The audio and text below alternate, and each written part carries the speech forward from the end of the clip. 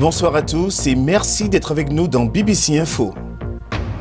La course au vaccin contre le coronavirus est lancée alors que le nombre de morts continue d'augmenter. Guillaume Soro, qui fait l'objet d'un mandat d'arrêt, a déclaré qu'il maintient sa candidature à la présidentielle en Côte d'Ivoire. La décision d'être candidat à l'élection présidentielle en Côte d'Ivoire est définitive.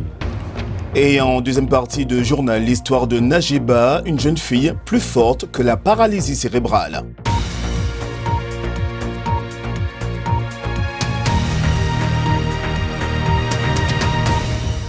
On commence avec le coronavirus. Après British Airways, la compagnie aérienne Ethiopian Airlines a suspendu tous ses vols avec la Chine.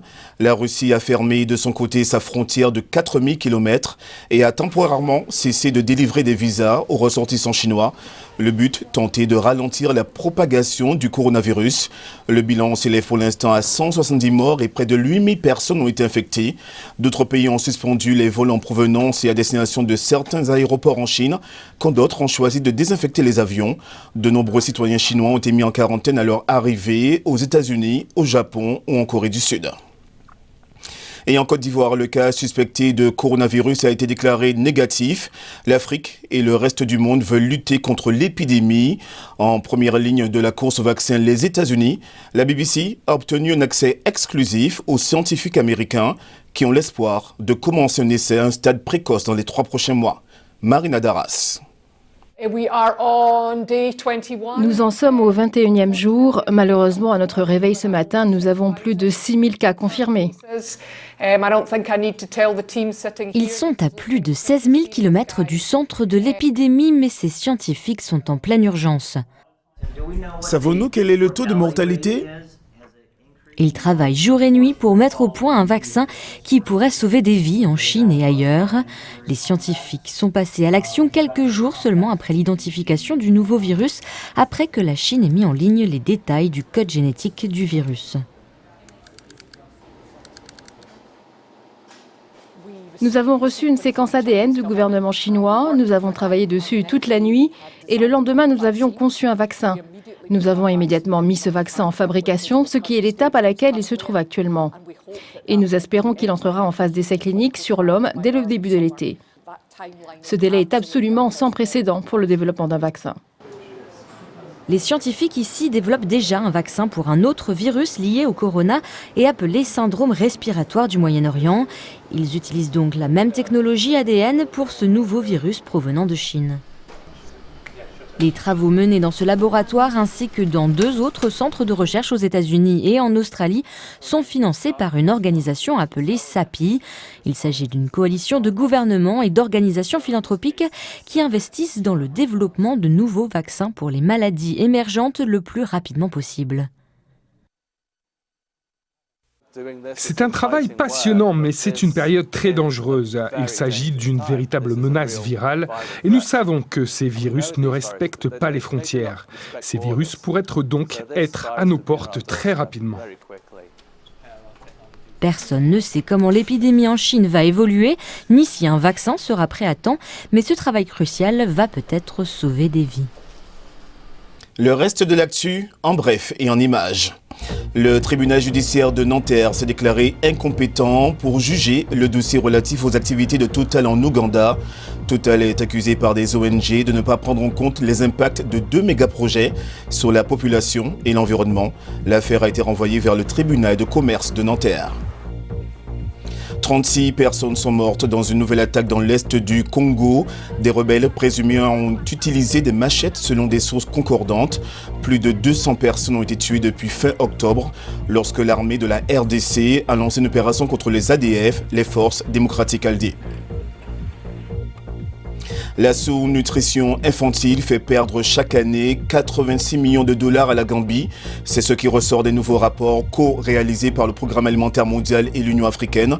L'étude indique aussi que le pays pourrait économiser jusqu'à 104 millions de dollars d'ici à 2030 en améliorant la santé des enfants. Et puis Facebook a enregistré sa première baisse annuelle des bénéfices depuis 2015.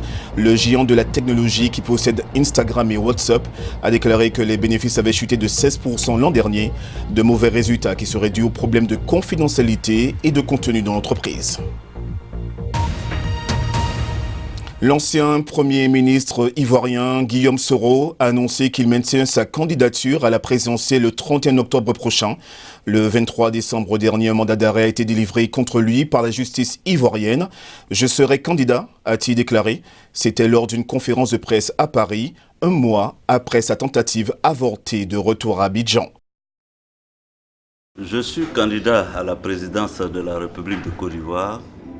D'abord parce que j'aime mon pays et après toutes ces années au gouvernement, à l'Assemblée nationale, je pense que je peux mieux servir mon pays. Nous voulons incarner un nouveau leadership en Côte d'Ivoire et nous voulons insuffler aussi ce nouveau leadership en Afrique. Donc la décision d'être candidat à l'élection présidentielle en Côte d'Ivoire est définitive. J'ai passé 17 ans de ma vie à me battre contre l'exclusion en Côte d'Ivoire. J'ai passé 17 ans de ma vie avec mes amis à me battre pour que M. Ouattara, qui était en exil, rentre en Côte d'Ivoire. Je ne peux pas comprendre que ce soit lui, le banni d'hier, qui se mettent en posture de bannir un candidat à la présidence de la République de Côte d'Ivoire. Non, c'est autre époque, autre méthode, c'est terminé, 2002. Et comme je l'ai dit, il ne sera jamais question pour moi, ce n'est pas une option pour moi, de faire ni la guerre, ni un coup d'État. Nous sommes donc outrés qu'en Afrique, à 6 mois des élections, chaque fois, on essaie de traficoter nos constitutions pour flouer le citoyen. Moi, j'ai déclaré ma candidature en octobre 2019 sur la base de la constitution ivoirienne. Comment pouvez-vous admettre qu'en cours de jeu, on change les règles? C'est injuste et c'est inacceptable tout simplement. Pour le grand angle de ce BBC Info, nous allons vous parler de Najeba, une jeune Sénégalaise atteinte de paralysie cérébrale qui ne cesse de lutter pour survivre depuis sa naissance. Malgré les complications, sa mère Aminyang n'a jamais perdu espoir. Aujourd'hui, sa fille a 18 ans et rêve de devenir photographe. Attention, ce sujet d'Alassane Dia contient des flashs. Je m'appelle Aminyang, je suis sénégalaise et je vis aux États-Unis. Et je suis maman d'un enfant paralysie cérébrale de 18 ans. Je l'ai eu un peu tard, à l'âge de 29 ans. Et donc, dès le 2e mois de grossesse, on m'a fait comprendre que votre enfant est un enfant à risque. Arrivé à les 4 mois et demi, tout d'un coup, pour une consultation normale, on me dit « Oups, votre enfant est à bout de la mort ». Et c'est comme ça qu'on l'a enlevé. Et on m'a dit, bon, c'est un fœtus qui ne va pas vivre, oublié. J'ai dit, ok, c'est comme ça, j'accepte. Et une semaine après, c'est quand j'ai su que vraiment, j'ai un enfant qui est en train de se battre. Et c'est comme ça que moi, depuis ce jour-là, j'ai fait les prières, beaucoup de prières à Dieu, que si vraiment vous voulez que je garde votre enfant, je peux vous garantir que je vais faire tout pour que ça soit un enfant heureux.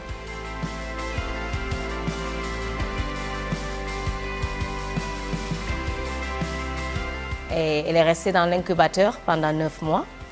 Elle était pendant 6 mois en coma. Donc, tout a grandi dans l'incubateur. J'ai vu de fœtus à ouvrir les yeux à tout. Et les médecins me suppliaient pour la débrancher parce que pour eux, elle ne faisait plus rien pour elle et que l'assurance leur coûtait trop cher, qu'elle restait trop longtemps à l'hôpital. Je dis non, je ne vais pas la débrancher. Et c'est comme ça qu'on s'est battu jusqu'à un jour. On a dit, bon, on ne peut plus rien faire pour vous. Maintenant, vous prenez le risque de l'amener chez vous. Si elle vit, elle vit. Si elle ne vit pas, en tout cas, même si elle vit, elle ne sera pas un enfant normal. J'ai dit, qu'est-ce que vous appelez normal? De toute façon, c'est un enfant de Dieu, donc elle est normale pour moi.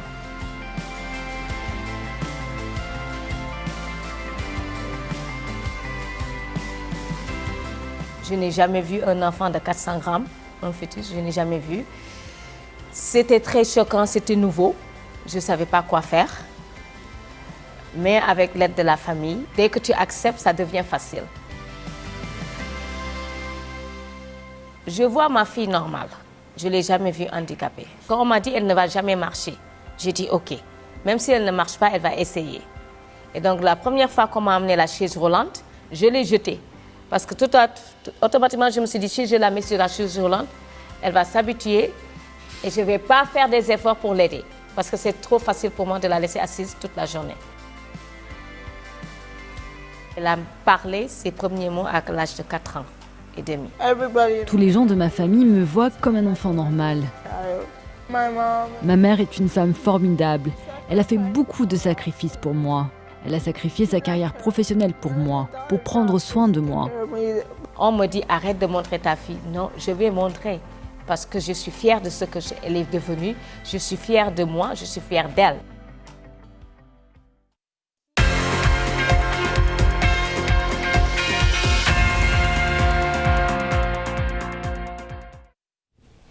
Pour la page sport, on rejoint Olivier Weber et vous allez nous parler de tennis. L'aventure se termine pour Roger Federer. Il a été battu aujourd'hui en demi-finale de l'Open d'Australie par son rival Novak Djokovic. Le Serbe l'a emporté en 3-7, 7-6, 6-4, 6-3.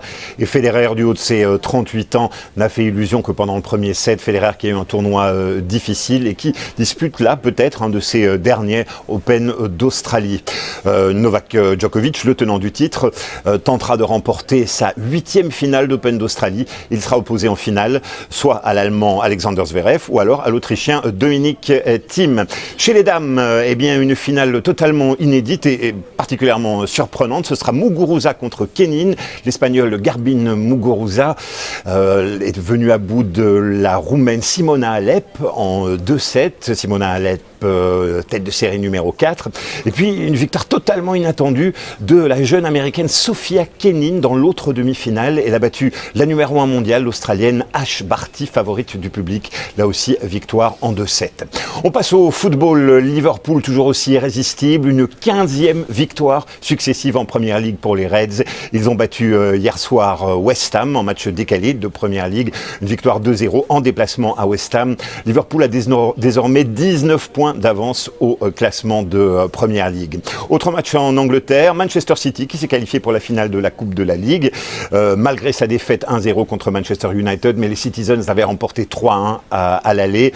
En finale, eh bien, en mois de mars, Manchester City sera opposé à Aston Villa. Le marché des transferts se clôt dans 24 heures, donc des clubs comme Manchester United qui cherchent des renforts doivent se dépêcher. Manchester United toujours à la recherche d'un attaquant. Plusieurs noms circulent, notamment celui de Igalo, le joueur nigérian. Joueur nigérian qui joue en Chine. Et à ce propos, sachez que toutes les compétitions de football en Chine sont suspendues jusqu'à nouvel ordre en raison du coronavirus, alors que la Super League chinoise devait commencer le 22 février. Un mot de boxe, enfin, pour se quitter, avec un Congolais aux portes de la gloire, Junior